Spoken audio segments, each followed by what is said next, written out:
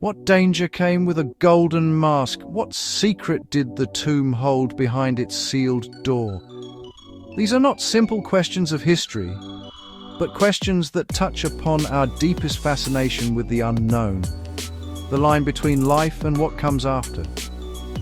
When Howard Carter peered through a small breach in the plaster of a sealed doorway in November 26, 1922, he was not just looking into a forgotten room. He was gazing into a legend that had slumbered for over 3,000 years. The air that escaped, thick with the scent of ancient oils and time itself, carried with it a story that would captivate and terrify the world in equal measure, a story of immense treasure and whispered dread. The tale of Tutankhamun is, at its heart, the story of a boy king who ruled briefly and was largely forgotten. He was a minor pharaoh, a footnote in the grand, sweeping epic of ancient Egypt. He died young, around the age of 18, and was interred in a tomb remarkably small for a ruler of his stature. It was located in the hallowed Valley of the Kings, a royal necropolis carved into the Theban hills. Yet, the smallness of his final resting place belied the staggering opulence within. It was this treasure, almost perfectly preserved, that resurrected his name from obscurity and placed it upon the lips of millions, starting with the breathtaking moment the world first saw the serene, powerful face of his golden death mask. From the very moment of its discovery, the tomb seemed to be shadowed by something more than just historical significance. Stories began to circulate, spreading like wildfire through the global press, which was hungry for a dramatic narrative. They spoke of a powerful curse, an ancient malediction placed upon the tomb to protect it from intruders. Anyone who dared to disturb the pharaoh's eternal sleep, the stories warned, would face a swift and terrible demise. They called it the Curse of the Pharaohs, a chilling phrase that blended archaeology with the occult. The public, caught between awe and apprehension, found the tale utterly irresistible, and the legend of the Killer King was born. Why did the world embrace the idea of a curse so readily? The first true mystery of Tutankhamun's tomb is not supernatural, but psychological. It is the sheer speed at which the story of the curse took hold. Newspapers on every continent printed dramatic, often embellished, accounts. In a world reeling from a great war, people were perhaps eager for a tale of exotic danger in a distant land, a mystery that felt both ancient and immediate. The narrative of a vengeful spirit guarding its treasure was far more compelling than a simple report of archaeological success. The curse became a story people wanted to believe, a dark fairy tale for the modern age, and it has shadowed the discovery ever since. It is crucial, then, to separate the strands of this story, to untangle the verifiable facts from the seductive myths. To understand the king, we must look at his time. Tutankhamun's name had been erased from many records, lost for centuries, until Carter's discovery. He ascended the throne during a period of profound religious and political turmoil. His probable father, Akhenaten, was a revolutionary, a heretic king who had overturned millennia of tradition. Akhenaten abandoned the sprawling pantheon of Egyptian gods, including the powerful Amun-Ra, and decreed that only a single deity, the sun disk known as the Aten, should be worshipped. This radical shift, possibly the world's first recorded instance of monotheism, threw the empire into chaos and enraged the established priesthood, whose power and wealth were decimated. Tutankhamun inherited this fractured kingdom. Another enduring mystery surrounds the young king's life, and, more pointedly, his death. How did he die so young, so suddenly? This leads to one of the most tantalizing new mysteries. Could the tomb be more than it appears? In recent years, high-resolution scans of the tomb's walls have revealed intriguing anomalies. Egyptologist Nicholas Reeves proposed that faint lines and differing textures on the painted chamber might conceal sealed-up doorways. He posited that Tutankhamun's tomb is merely the antechamber to a much larger, undiscovered tomb, perhaps that of the legendary Queen Nefertiti, whose final resting place has never been found. Stepping into the tomb, even through Carter's descriptions, is to step into another world, The sheer volume and variety of objects packed into the small space are astounding. There were over 5,000 individual items catalogued. Exquisite chairs inlaid with ivory, chests filled with jewelry, board games for eternal leisure, containers of wine and food for the afterlife journey, elegant statues of the king and his gods, and everywhere the gleam of gold.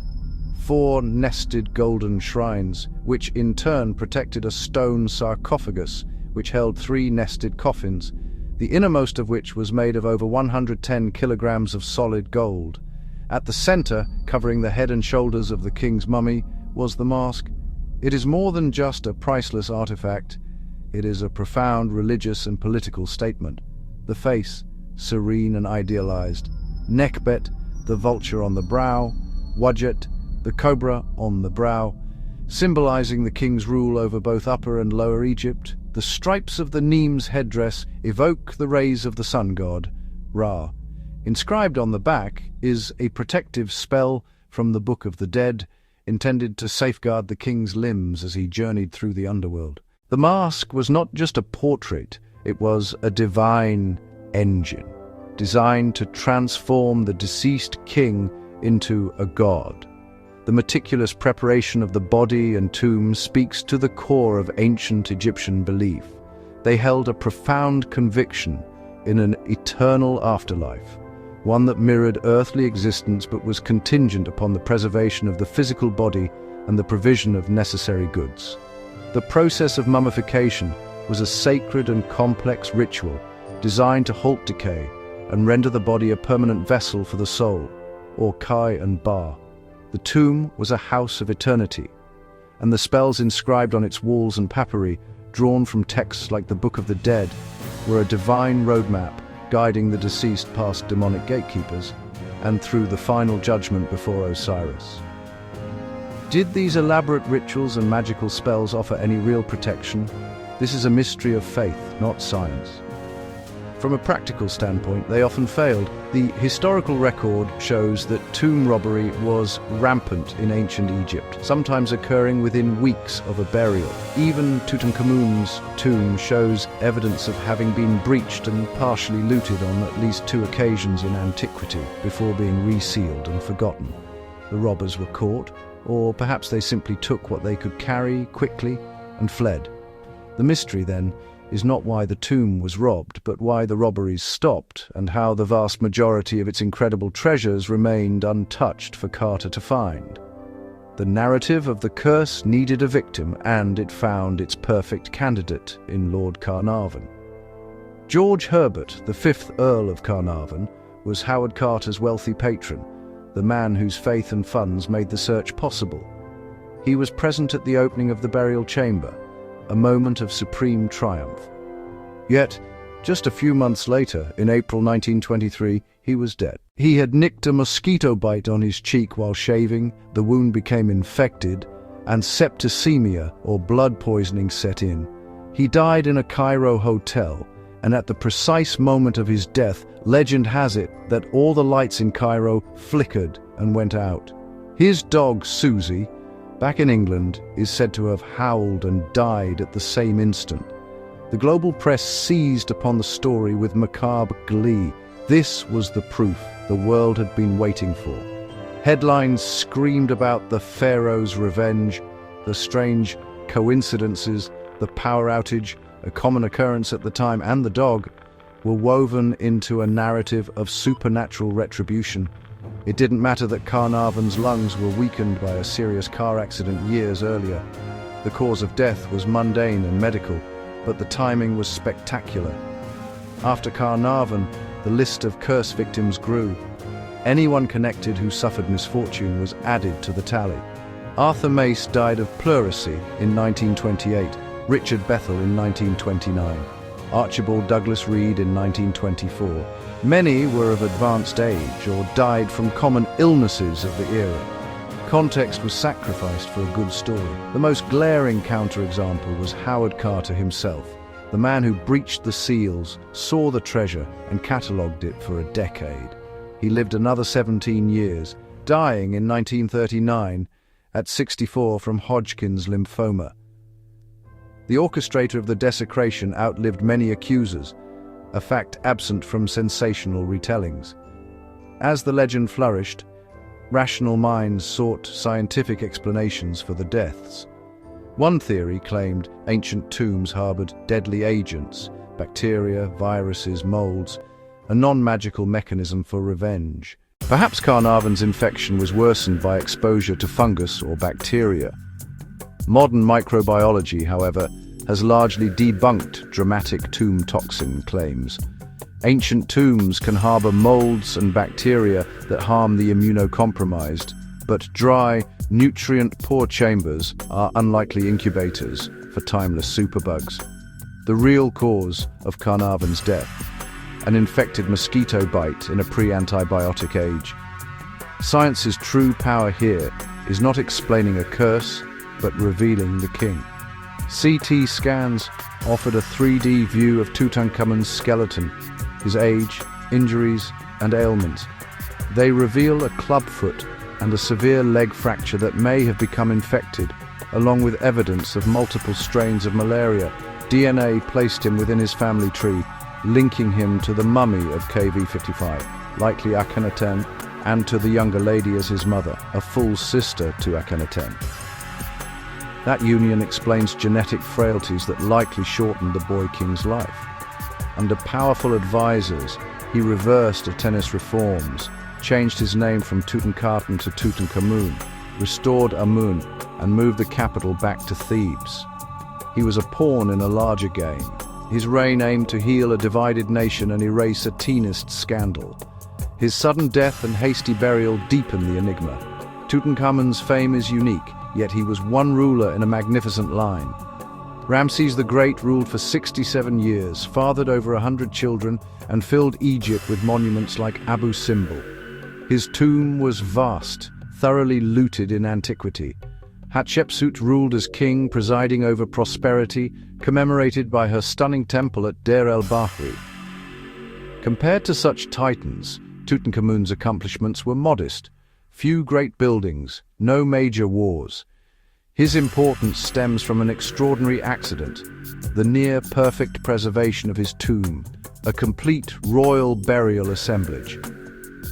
Why does the boy king captivate us more than greater rulers? Perhaps his youth, his tragedy, or the overwhelming beauty of his treasures. Unlike the stern visage of Ramses II, Tutankhamun's mask is serene, youthful, almost vulnerable. Egypt's story flows beyond the pharaohs to Cleopatra, whose legend, like Tutankhamun's, blends fact and myth, a tale of power, love, and tragedy. In the end, the public's fascination with ghosts and curses is powerful. It sells books, inspires movies, and adds danger to dusty work. But fascination can obscure deeper truths, the real people and the real science. It covers the meticulous work of archaeologists, conservators, and scientists with a veil of the supernatural. We must separate compelling story from verifiable proof, valuing facts born of patient study over myths born of fear and rumor. Could there be more secrets buried in the sands? Many archaeologists and historians fervently believe so. The Valley of the Kings has not given up all its dead. Ground-penetrating radar and satellite imaging now peer beneath the surface. Scans reveal tantalizing anomalies, some natural, some perhaps sealed doorways to forgotten tombs. Miniature cameras, remote sensing, and 3D mapping let us search in ways Carter could not imagine. Each potential find can rewrite history, add a new name to the list of pharaohs, or solve riddles like Nefertiti's resting place. Look at the golden face of Tutankhamun, and you see a child king bearing the immense weight of a divine world.